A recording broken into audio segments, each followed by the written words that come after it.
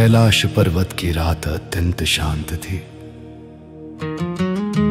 हवा में हिम की ठंडक थी, पर मां पार्वती के हृदय में एक अनजाना ताप जल रहा था। वे अकेली बैठी थीं, शिव के ध्यानमग्न स्वरूप को देखती हुई। महादेव समाधि में लीन थे, उनके मुख पर वही अद्भुत शांति थी जो सृष्टि को थामे रखती है। पर आज उस शांति में भी मां पार्वती को बेचैनी दिखाई दे रही थी। उनका मन बार बार एक ही बात सोच रहा था, गंगा। वही गंगा जो कभी उनकी बहन थी, वही गंगा जिसने कभी महादेव को पाने का स्वप्न देखा था। वही गंगा जो अब उनके शिव की जटाओं में निवास करने वाली थी। ये विचार जैसे पार्वती के मन में कांटे की तरह चुभ गया। उनके हृदय ने कहा, वो जो कभी मेरे पति को चाहती थी, अब सदा उनके ऊपर रहेगी। हर दिन हर पल उनकी जटाओं में बहती रहेगी। उन्होंने अपने आप से कहा, मैं देवी हूं, शक्ति हूं, मुझे ऐसे विचार नहीं रखने चाहिए। पर फिर भीतर से एक धीमी आवाज आई, हाँ तू देवी है, पर एक पत्नी भी तो है। और उस क्षण पार्वती देवी नहीं रही, बस एक स्त्री बन गई। एक ऐसी स्त्री जो प्रेम करती है पर खोने से डरती भी है। रात गहरी होती जा रही थी, शिव ध्यान में थे और पार्वती के मन में अनगिनत प्रश्न। उन्होंने धीरे से कहा, नाथ, क्या यह सत्य है कि गंगा फिर आने वाली है और आप उन्हें अपनी जटाओं में स्थान देंगे? शिव ने नेत्र खोले, उनकी दृष्टि शांत और निर्मल थी। उन्होंने कहा, हाँ देवी, गंगा पृथ्वी के कल्याण के लिए अवतरित होगी। उसका वेग इतना तीव्र है कि पृथ्वी उसे सह नहीं पाएगी। इसलिए मैंने उसे अपनी जटाओं में समाने का वचन दिया है। पार्वती ने उनकी ओर देखा, फिर धीरे से कहा, वो गंगा जो कभी आपको चाहती थी, वो अब सदा आपके ऊपर रहेगी। मैं आपकी अर्धांगिनी होकर भी अब आपके सिर पर नहीं, बस आपके चरणों के पास रहूंगी। शिव मौन हो गए, उनके मौन में गहराई थी। पर पार्वती के मन को वो मौन असह्य लगा। कभी कभी शब्द चोट नहीं देते, मौन दे जाता है।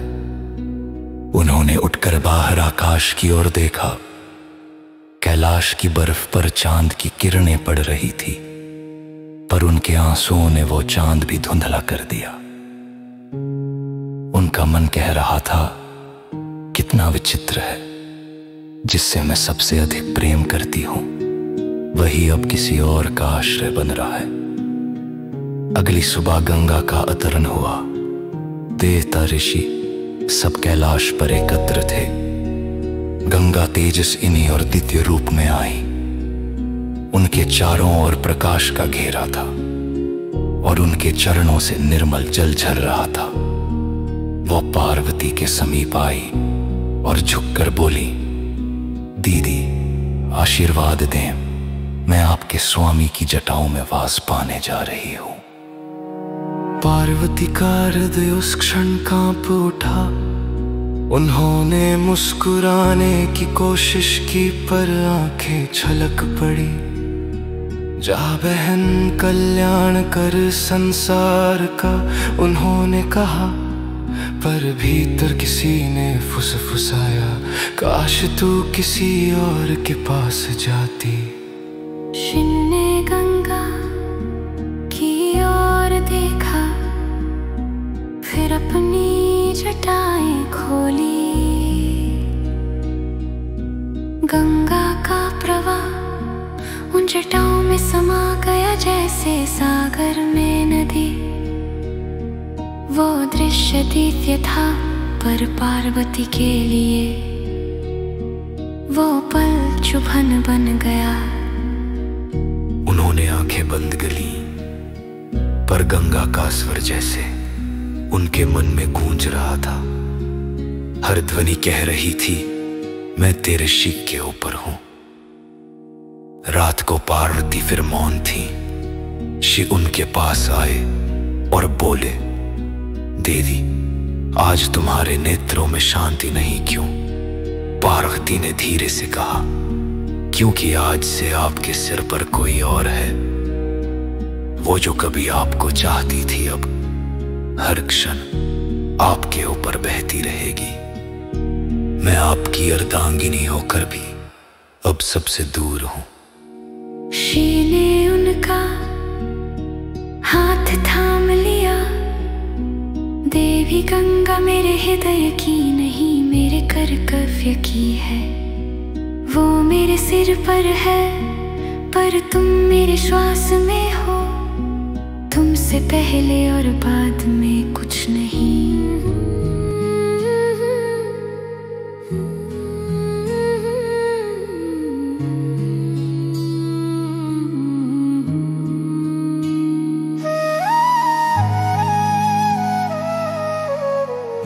पार्वती ने उनकी आंखों में देखा, वहां कोई झूठ नहीं था, बस सत्य का उजाला।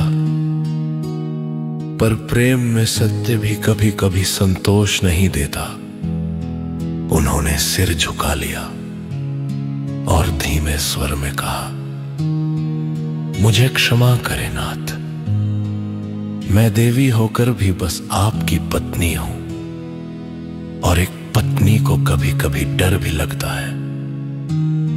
शिव मुस्कुराए, इसीलिए तो तुम शक्ति हो मां, क्योंकि शक्ति में करुणा होती है। जहां प्रेम होता है वहां ईर्ष्या भी कभी कभी बस एक छाया होती है। प्रेम की गहराई को और सच्चा करने वाली।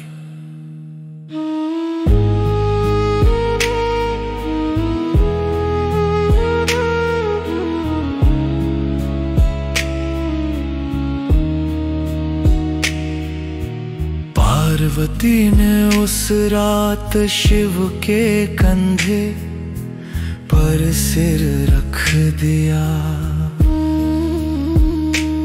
उनकी आंखों से आंसू गिरते रहे, पर वो आंसू अब दुख के नहीं थे। वो एक नारी के भीतर के बोझ के उतरने के आंसू थे। समय बीता, गंगा बहती रही और पार्वती हर दिन उन्हें देखती रही। कभी मुस्कुराकर, कभी मौन रहकर। अब उनके भीतर कोई जलन नहीं थी, बस एक शांत स्वीकार था। वे जानती थी गंगा उनके शिव के सिर पर है, पर उनका मन, उनका प्रेम और उनका विश्वास केवल उनके पास है। एक दिन उन्होंने गंगा से कहा, बहन, तू भाग्यशाली है, तू मेरे शिव के ऊपर है, पर याद रख, तू उनके सिर की शोभा है, मैं उनके हृदय की सांस हूं। गंगा ने झुककर कहा, दीदी, ये सत्य है, आपका स्थान कोई नहीं ले सकता। पार्वती मुस्कुराई और पहली बार उन्होंने अपने मन का बोझ पूरी तरह त्याग दिया। अब उन्हें कोई भय नहीं था, कोई ईर्ष्या नहीं थी। उन्होंने समझ लिया था कि प्रेम अधिकार से नहीं, विश्वास से जीवित रहता है। और जब विश्वास जन्म ले तो हर डर मिट जाता है। उस रात कैलाश फिर शांत था। शिव ध्यान में लीन थे, पार्वती उनके पास बैठी थी।